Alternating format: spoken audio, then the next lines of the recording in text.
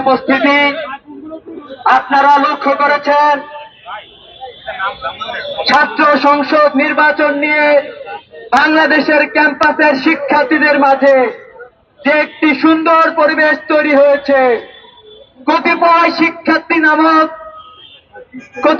শিক্ষার্থী নামক ছাত্রকে এবং ছাত্রীকে আমরা দেখতে পাচ্ছি এই নির্বাচন বানচাল করার জন্য ষড়যন্ত্রে লিপ্ত হয়েছে।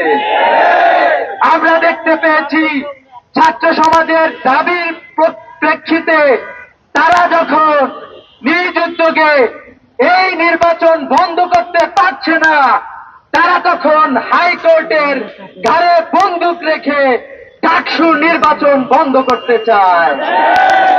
আমরা হাইকোর্টের বিচারকদেরকে বলতে চাই, আপনারা দেখেছেন বিগত সময়ে বাংলাদেশে এমন বিচারপতি তৈরি হয়েছিল যারা স্কাইপের মাধ্যমে পরামর্শ করে চক্রান্ত করে বিচার ব্যবস্থাকে কলঙ্কিত করেছিল, যারা বিগত 16 বছরে ফ্যাসিবাদকে বাংলাদেশে ইস্টাবলিশ করেছে।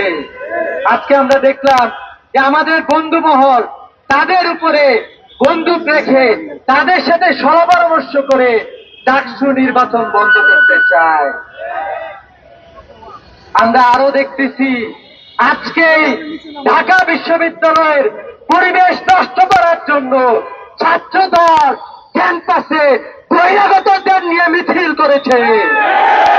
আমরা পূর্বে দেখেছি রোকে হলে ছাত্রদল ছাত্রীদের উপরে হামলা করেছে, শামসুন্নাহর হলে হামলা করেছে, বুয়েটে আমাদের বোন শ্রমিককে হত্যা করেছে। আমরা দেখলাম প্রায় 40টার মতো ধর্ষণের খবর পত্রপত্রিকায় এসেছে।